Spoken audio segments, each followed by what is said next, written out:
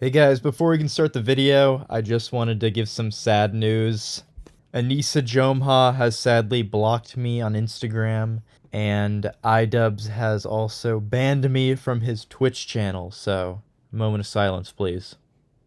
Enjoy the video, like and subscribe, and hype too. Stoic. Saying it. iDubbbz snap, and then we're gonna take half a shot. Everyone type Alex the stupid. I think we have finally hit the point of no return for iDubbbz. This guy went from being one of the top creators on YouTube, friends with the biggest names on the platform, part of what people called the Cancer Crew, a title that's honestly ironic for many reasons. These are the letters I think I hate the most, is where you hear sand and shit rattling around on the inside. To the faggot who sent a picture of Sheen from Jimmy Neutron, fuck you. To now, nearly 10 years later after his peak, Ian streams nearly full-time on Twitch to less than 200 viewers. His last few uploads have revolved around drama, and instead of actually making videos, he just goes live almost every day. He hasn't uploaded in like 6 months. On paper, that really isn't a crazy thing. A lot of YouTubers do end up moving into streaming. It's one of the most successful ways to pivot your content online. You see it all the time. People rebrand and build a new audience to keep things going. But this isn't really that. iDubbbz's career hasn't shifted in a good way. It's been in the gutter for the better part of 5 years. By the way, the background is a work in progress, so you can just tune that out. If you're here for a full content cop retrospective, everything that needs to be said about that era has already been said a million times, but I have a point that many others won't say. I don't really think that iDubbbz was truly at a point of no return until the last year. Because over the past year, it feels like he committed actual career suicide in the span of 3 videos released in 2025. So now, he's stuck. He runs a dead Twitch show that nobody watches, arguing with the chat for hours. He has nobody to collaborate with anymore because at this point, there's a non-zero chance that if you show any kind of support or friendliness towards this guy, he might just shit-talk you on stream the next week. This is where we've been at for the last 6 months, but what happened in the last year? Well, before I can get into the whole Creator Clash 3 thing, I think that we collectively need to look at the kinds of people that Ian and his wife Anissa associate with. To really just understand that if these people that he's surrounding himself with have really been leading him down a good path. Meet the goons. Hassan. Kaya, please just fucking go, just stop. Hassan is one of the biggest political streamers on Twitch. He originally came up through Destiny's community, playing a more charismatic hype man role, someone who could bounce off of conversations and keep things more entertaining. With that being said, there's also evidence that Hassan also tried to get Destiny laid every day. If Destiny was my roommate, I'd get him laid all the time. Hassan really wanted Destiny to fuck. I think he thought he was like a gay virgin or something, but nope. Destiny was busy, doing all his other stuff. But as the 2020s rolled in, the Twitch political scene shifted hard. Less edgy debate content and more broad advertiser-friendly content rolled in, and Hassan really just shifted towards everything, and Hassan Piker became the face of political content on Twitch, except he still can't beat Asmongold. I don't know. Now, modern-day Hassan streams are not just online political content, it's full-on conflict. He argues with the chat and snaps at viewers, and he bans his chat members who've been subscribed to him for the better part of 3 years. So at this point, there's just a tension between Hassan and his chat, and I kind of like it. Anyway, Ian really wants to lick Hassan's boots at every possible chance. So Ian decided to pivot his very successful old content into being like Hassan Piker's content, who, man, I just want to kill myself watching it. Meet Frogan. U.S. military? Boo fucking who? I hope you get PTSD. Frogan exists in the same political streaming face that our two friends Ian and Hassan Piker are also in, but I guess she's more of a masked off kind of girl. Everything with her is more aggressive and more like confrontational. Less discussion, more just, I hope you fucking kill yourself. Not even that crazy. With Frogan, there's no room for nuance. You have to be exact or else you're just another cracker like, what's this guy's name again?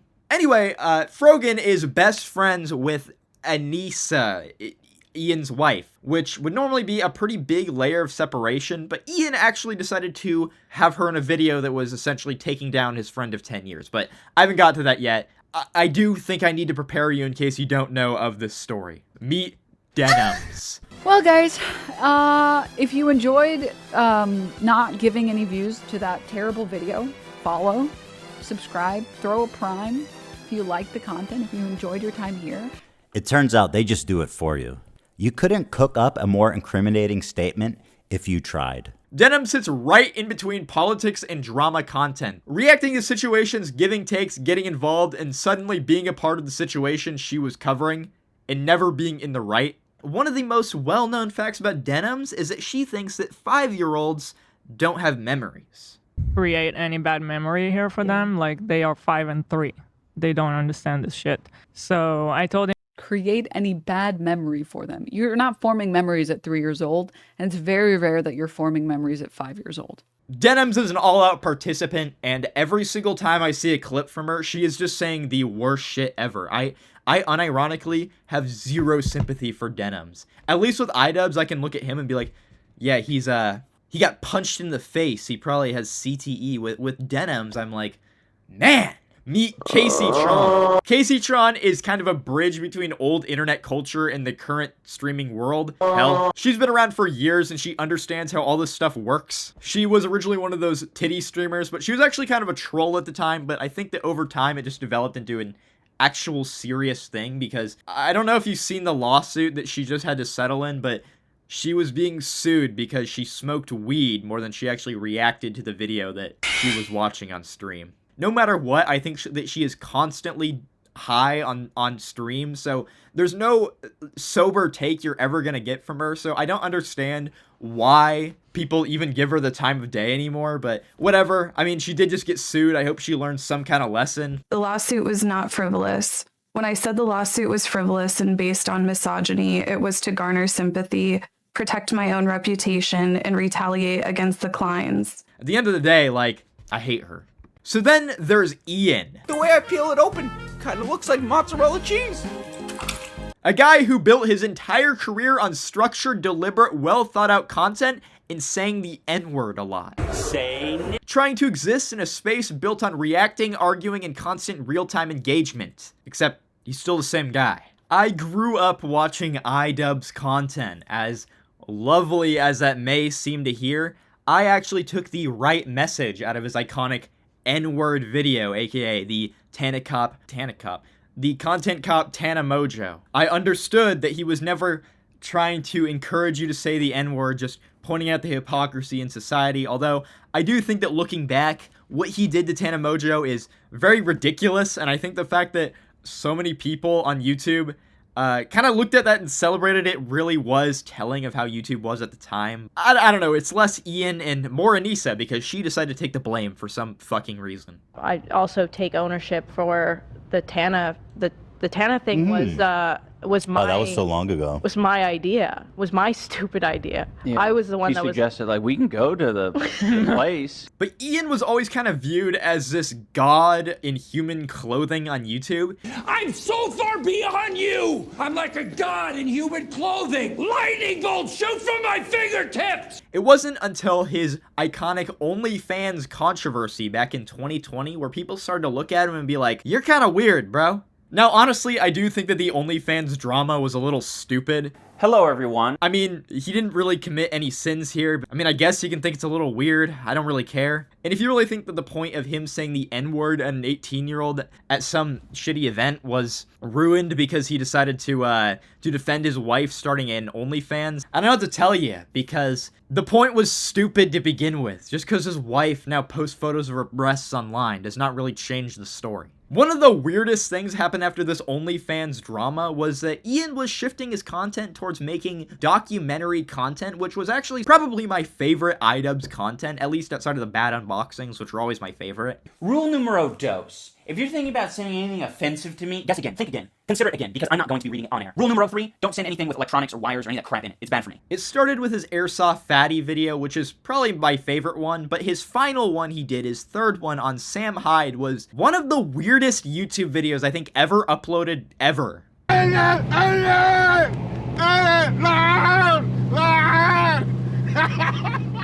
a retard. I guess So the documentary starts out normal enough with Ian visiting this office that Sam works in. As you'll learn later, I mean, it's kind of iconic at this point.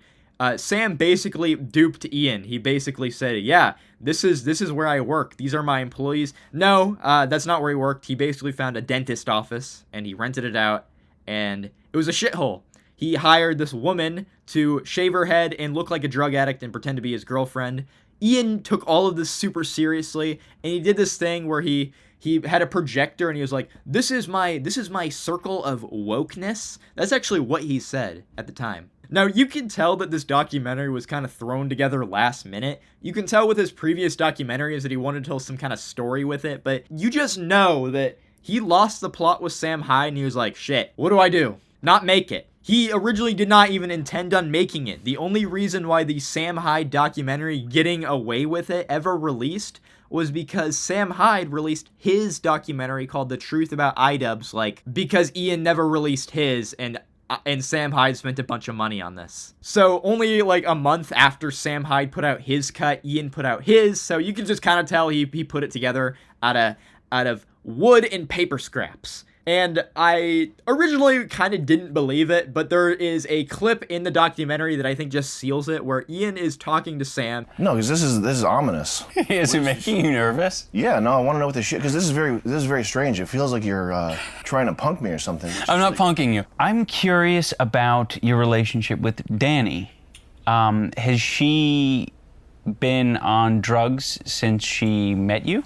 She's been on drugs since before she met me. So if you're implying that I've driven her to drug use, you are incorrect. Okay, fair enough. I mean, that's what I wanted to sort of get out of the way. Good. Yeah. Glad we got that out of the way. Have you tried to get her any help? No, seeing as she's a girl I paid $500 to shave her head and pretend to be my girlfriend, no, I haven't tried to get her any help.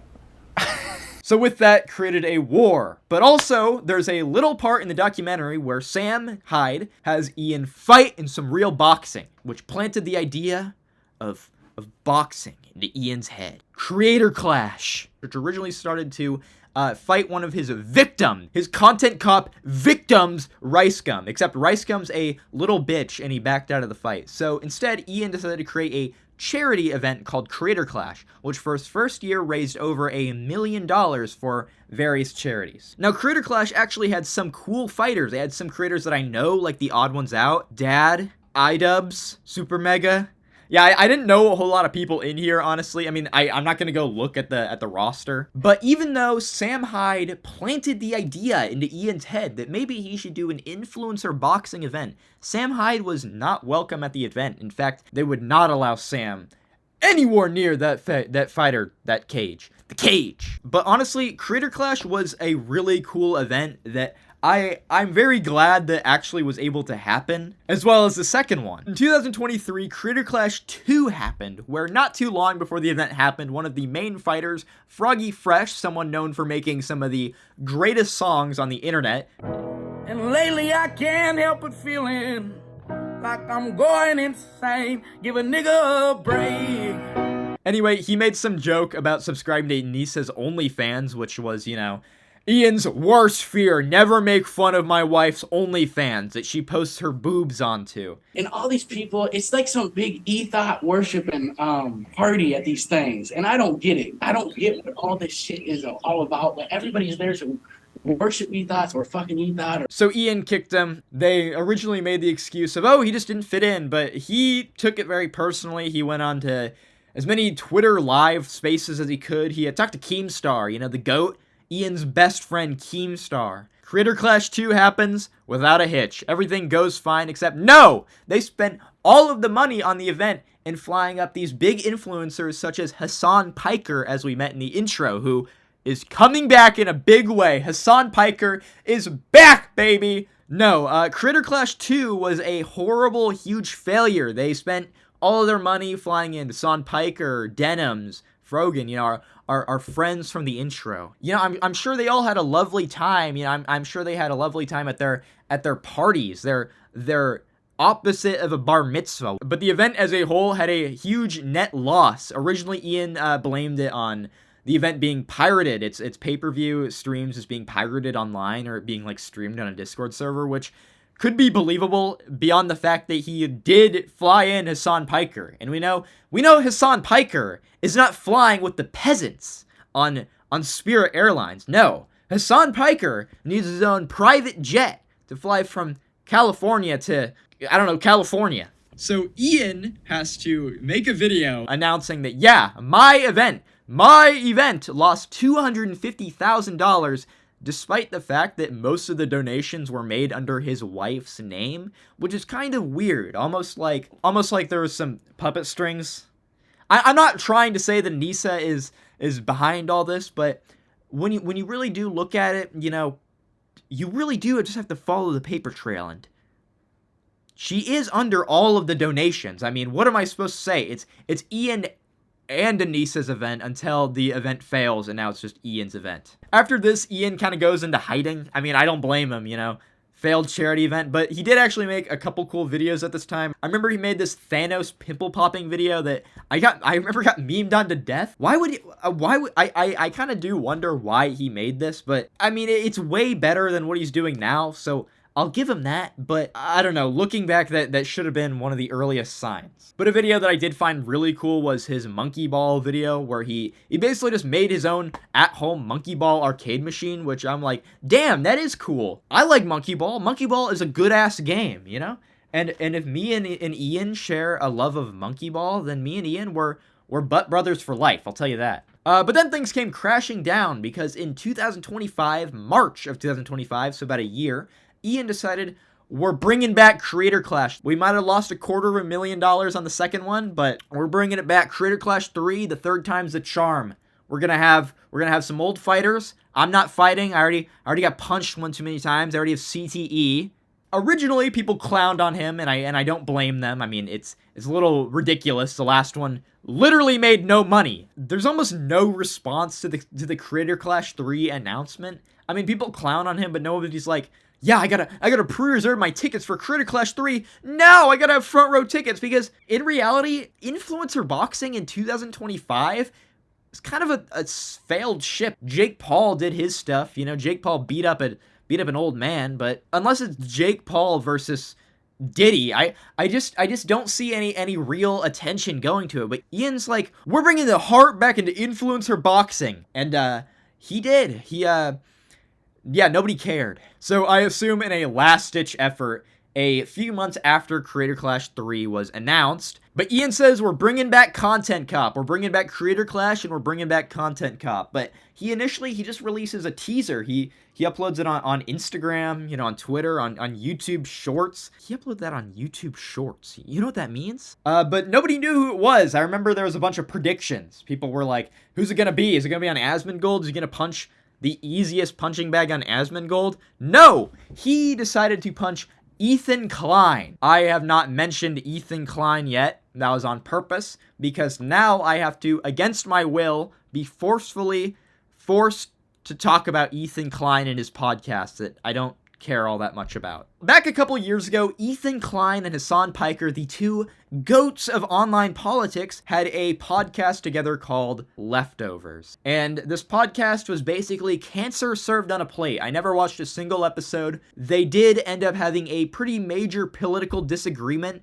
in 2023 after the tragic bombings and attacks happened in Gaza on October 7th. Hassan basically just said, yeah, fucking kill Israel, but Ethan, being a Jewish man, had a much more, I guess, sympathetic take towards Israel. I hate getting into this, because it's not worth it for me to be able to even give a point besides Israel fucking sucks. That's not even enough for Hassan. Like, Hassan wants you to like, wish death for everyone in Israel. So anyway, their podcast falls apart, and Ethan Klein ends up making a content nuke, a video inspired by the old Content Cop videos made by Ian. Way more serious, and this one was just politically motivated. I watched it when it came out. I honestly didn't really care. I never liked Hassan, so I was just like, yeah, Hassan always sucked. Sucks even more, I guess. Ian saw his best friend, the Bull Hassan, being attacked. This can't happen. Even though Ethan Klein was Ian's friend for the better part of 10 years, Ian saw Ethan make this video on his longtime friend, Hassan Piker, and said, this can't happen. We're bringing in the big guns. We're bringing back Content Cop. Content Cop H3H3 released. Now, looking back, I cannot believe watching this video. I just cannot believe Ian ever thought that this video was ever in a state to be released. At the time, sadly, Ethan Klein was facing a lot of unneeded harassment, some of which happened to people beyond his content sphere and went to his real-life children. CPS got falsely called on him. CPS, they talked to him and his wife. They almost had to pull his kids out of school. Ian made this video and did not mention CPS showing up uncalled for to Ethan's house once. Not once did Ian mention this in this video, but he was playing clips from the exact podcast where Ethan was mad that nobody was calling out how stupid it was that nobody was calling out him having CPS falsely called on him. But Ian never said that CPS was called. How are you supposed to take that in any way besides malicious? And Ian wanting just the worst for his old friend. And looking back, there's almost no point to this video. Ian brings up this button that Ethan Klein has in his streams where he can just cut off like a minute or two of his stream in case he says something stupid. He laughed at this girl streamer crying, actually. So he got this button that he can press to cut off his stream, but Ian was like, no, you can't have this button. You can't take back what you want to say and have nobody else hear it, which is kind of ridiculous because you don't want him to be able to retract his statement in case he says it and he's like, wait, I don't agree with that.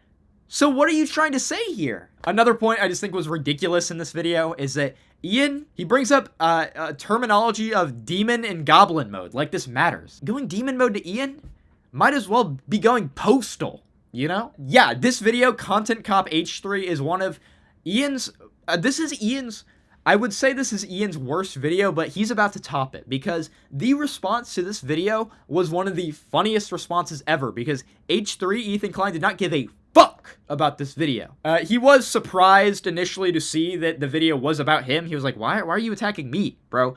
But the second he watches the video and he sees Frogan, he sees his best friends who he misses so dearly, Hassan Piker, Frogan, Denims, Sean the Black. Yeah, once I got to that, I was like, we're trolling here. This is not the Content Cop. We're bringing back Content Cop to do this. We ought to be bringing it back to the good old days where we went to Tana Mojo's IRL event, not go on to Hassan Piker's mansion that God knows what happens in the pool. But yeah, Ethan Klein just watches the whole video on stream. He's like, yeah, I don't give a fuck what you have to say about me. And the video was garbage. So Ethan Klein basically got a huge dunk on Ian for like 5 hours as he streamed his reaction. And then the next day, he gave a more level-headed take and was like, yeah, the fact that you did not mention the fact that CPS came to my house was ridiculous. In fact, his response video was like 10 times shorter than the Content Cop itself, because all he had to say was, you didn't mention that CPS had to talk to my kids under false pretenses because your friends who you had in the video cheered it on stream. Isn't that like just insane? So Ian, in all of his wisdom, decides, should I retract or should I apologize? Should I say, I was out of my depth here? Or should I dig my fucking heels in and make another video where I basically say, CPS, they should have taken your kids.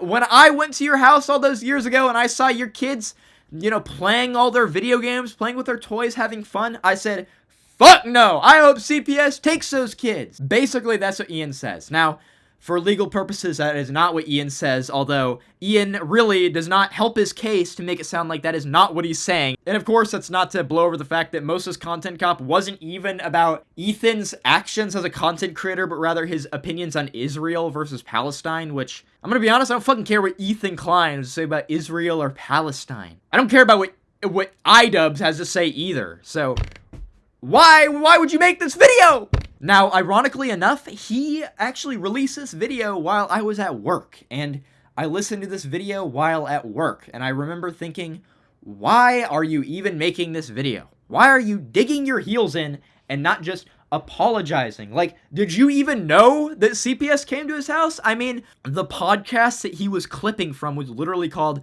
CPS Came to My Fucking House, or whatever it was called. I'll put up on screen. And after this, Ian is basically just clowned on every day.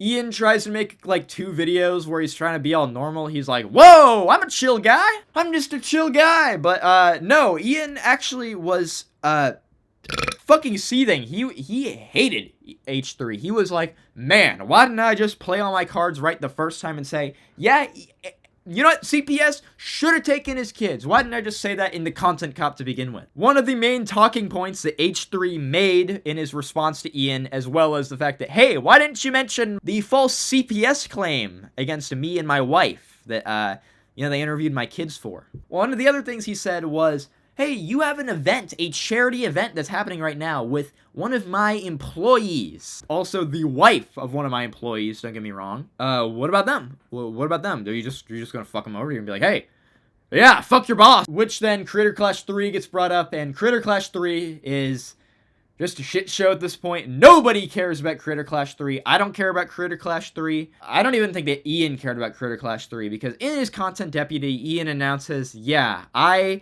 no longer have any ownership over Creator Clash 3. Me and my wife, who should have been the founders, we, what's a Creator Clash? But, turns out in this, statement that the new owners of Creator Clash, who are most likely Real Good Touring, said that Ian and Anissa both get 34% of the earnings that don't go to charity and go to Ian and Anissa, who supposedly would give it to charity, although no proof ever came that they would ever give their 34% to charity. Creator Clash 3 was probably a scam. It's a good thing that it never happened, because it got canceled twice. The event got canceled fucking twice. It originally got moved to like a month later in a different city, into a different area, just because they're like, yeah, we can't do this. And then they're originally like, yeah, nobody's buying tickets for this. No matter how disconnected we are from our original stupid owners, we're never getting over how stupid our original owners are, so we might as well just cut our losses and get rid of Creator Clash, which sucked, because at this point, for months, there were so many people in this event that had been training for the better part of like 6 months. Some that had been training since for 2 events to begin with. So now for this event to be canceled for nothing to happen is ridiculous. And the fact that Ian was just like, oh, well, you know, I relinquished my control, I have no control, is stupid. Because, no, Ian, you were going to take 34% of the profits. You had way more control than you want people to believe. And the fact that you even lie, trying to pretend, is ridiculous. Ian now decides to make a response video called Coming Clean, which is probably the second worst iDubbbz video ever made after the Content Deputy H3. One of the first things Ian even says in this video is that he should not be addressing the trolls. Today, I'm going to be doing the thing that everyone tells you not to do, and that is feed the trolls. And then proceeds to address the trolls, basically making a pseudo content cop against the streaming show Kino Casino. They felt Ian all day. You're cooked. You're worthless. You're greasy. They do that all day. And Ian makes a whole video basically crying over the fact that they're making fun of him and his wife. And I'm like, Ian, why are you even addressing these guys? And Ian also makes the cardinal sin of making a fat joke. There is the fat one in his cohort who are listening to Anissa describe. Not that I would care, but, you know, he did have to make his stoic apology, where also, yes, this is where the term stoic comes from. I don't even think I've heard the term stoic in any serious capacity before this video, which is kind of wild. Ever since this video released, Ian has been streaming almost every day for the better part of 6 months. I thought this was gonna be like just a couple month thing. It was like, yeah, I just gotta get my name back out there, and then I'll get back to making my content cops. Because I remember he was teasing making like a new content cop for a while, although I think he probably gave up on that. Something tells me he probably scared of ever bringing up the wolf's den again. But no, he just streams. I mean, it's almost April now, and he just streams. Although, it has gotten to the point where now he has this blue-black dragon. It's a VTubing thing. He has a dragon filter that he puts on. He unveiled this dragon VTuber by calling Ethan Klein a pedophile, or that he abused his kids, which is wild. You didn't want to show your face for that? I mean, I don't blame you, but Why would you even say it to begin with? You knew him. If you believe this and you knew him, why don't you do something about it, huh? Oh, wait, maybe because you fled to Canada. You live in fucking suburbia, buttfuck nowhere Canada right now. And also, the allegations were completely unfounded, and he's a black and blue, shitty-looking dragon. I think I sparked the idea to make him do, like, these weekly dragon streams. I got into his Twitch chat. Now, I should not have done this. I'll take the L here. I fell in, I touched the poop. I said, hey, Ian, when's the next dragon stream? I can't wait, bro. And he said, yeah, I'm gonna do one weekly. I think I made a pop the idea into having him do it weekly. I would find the clip, but the issue is that Ian privates all of his stream VODs and puts them under a paywall, and I'm not giving this guy any money. But Ian streams every day, and I just have no idea why he even bothers to click the go live button every day. Because he makes mistake after mistake on stream, yet never learns his lesson. I think the worst thing to ever happen to him was when he and Anissa, his awesome OnlyFans porn star wife, you know, as you guys know. He and Anissa were watching 90 Day Fiancé, and they basically made this really stupid comment out of nowhere during this interview. People singing and dancing like on the street, it just feels weird because if you do that in Iran, like they can arrest you. Did you know that?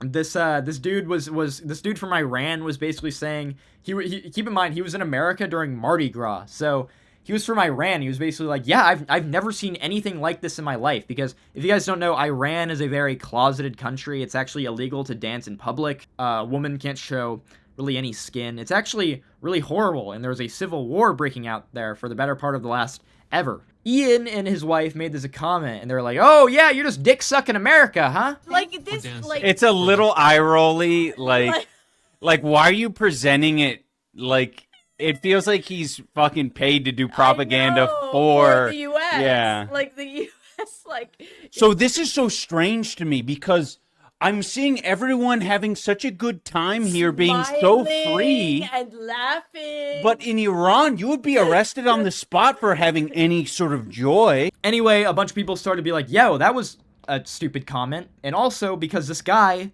those statements that guy made on television should have never even aired publicly, because if he wants to ever go back home, yeah, you're getting fucking shot, bro. On sight! Instead of apologizing, being like, shit, man, I didn't know. I guess I'm just stupid. I don't know anything about politics, even though I stream about politics multiple times a week. Ian digs his heels in again. He's like, fuck nah, you a propagandist. All you want to do is dick suck Donald J. Trump in America. And this guy basically does the best thing ever for everybody besides Ian, and the worst thing for Ian, and that is to get on to Ian's best friend's show, the H3 podcast, and talk about the current state of Iran, and basically shit on Ian for like half an hour straight. Now, Ian, instead of cutting his losses, still digs his heels in to this day about this situation. He's never been like, shit, man, I guess that was stupid. Even though after this situation this year in 2026, we're essentially at war with Iran, the US, and that makes Ian a weapon of mass destruction that I do not want to even think about. Now, people make fun of Ian every day. People across YouTube, Kick, Twitter, Twitch, whatever, they make fun of Ian every day. There's nothing off limits with Ian. They call him a greasy cuck loser, you know, his wife cheats on him with a son, you know. And, you know, they make fun of his tattoos, they make fun of his wife's tattoos, but this is the environment that iDubbbz chose. He was not in this situation until a year ago when he decided to poke the bear's nest and ruin not only his event, but his career entirely. There's been this rumor, I think it came from Big Bungie, the GOAT, that the only reason why Ian even made that content cop against H3 was because Hassan supposedly promised to make a podcast with him. I've never actually seen any evidence towards this, but I wouldn't even be surprised. But the fact that the podcast never ended up happening makes me honestly feel a little bad for iDubbbz. Like, he basically threw away his longest lasting friendship publicly online for a dude who fucking hates him. I mean, after that content cop, Ian came on to Hassan's stream one time where Hassan basically shit on him for an hour, or the entire stream basically, went on this entire monologue, and then Ian just sat there and took it. they inevitably become their own worst enemies. They inevitably cook themselves. You might think you're riding high on the slop for a little bit. You might think you're getting showered with praise. An army of anonymous Redditors telling you you're brilliant. But at the end of the night, when you go home and you sit down and you look yourself in the mirror, you're not going to recognize who you've become.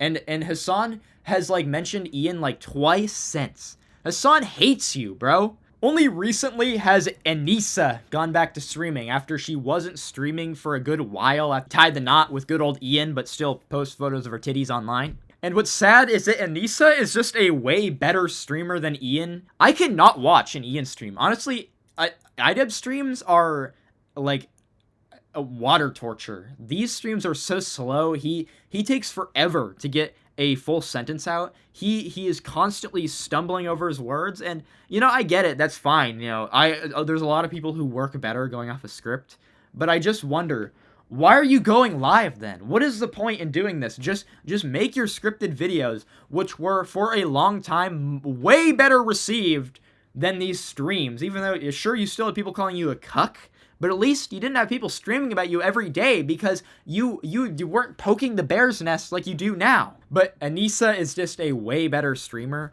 Anissa is way funnier. Anissa banters with the chat in a way funnier way. And also, Anissa doesn't ban everyone. iDubbbz has, like, buzzwords that he hears, and he's like, yo, ban that guy. Yo, mods, crack that guy's neck. Except iDubbbz's mods are also left-wing extremists. So his mods also probably don't do anything. Ian still thrives in this community today. He operates with less than 150 viewers. He constantly has his sub count dropping, and nobody feels bad for him. I don't think that anybody looks at iDubbbz and they're like, yeah, man, you got a bad hand here. No! iDubbbz built his own bed. He got into bed with Hassan Piker, with Denims. He now has an audience of no one. He doesn't even upload to YouTube anymore. He dropped from 7 million subscribers to 6. I really thought it was cliche to say this for a long time, but I do truly think that Ian, in a way, has CTE. He did the boxing for so long. I mean, I don't know if you've seen those fights, but he got his ass kicked, and I do not know why they let him be in that ring for so long, because it was clear from the second he got in there, he got his ass kicked. He did not land one good shot. And he was done. So I honestly, I don't want to know what happened to him in training. I don't want to know how hard he shook his brain, but to me, that's just the most explainable thing. He literally threw away his entire career after like 2 years of boxing for no good fucking reason. And what I think truly solidifies all of this and Ian's true downfall and the fact that nobody even cares about him. Like, these people that think of him as a lol cow, they don't even stream about him every day because he's so boring. They stream about his wife or nobody at this point. Because the truth is, Ian is just boring. He can't talk properly. He's boring. And what really solidifies all of this is that his good friend Filthy Frank, aka Joji, as most people probably know him by nowadays, has recently mentioned Filthy Frank in an Instagram post. Nobody really knows what this means at this point. Who knows, maybe when I'm editing, he'll explain it. But yeah, it would honestly be really funny if he was just like, yo, fuck Ian Jomha. Anyway, yeah, I'm gonna peace out here. iDubbbz sucks. It's really honestly just sad to see that, because this entire video has really just been me punching down. And iDubbbz was at one point a multi-millionaire who had 7 million YouTube subscribers and was viewed as a god. So here's to another year's worth of Nicholas Diorio, Kino Casino, and random shitter live streams. Here's to the divorce arc coming very soon. And here's to another great year of iDubbbz content, man. All I gotta tell you is, man, lock the fuck in. Stop with this political streaming stuff, and I'll see you guys on the flip side.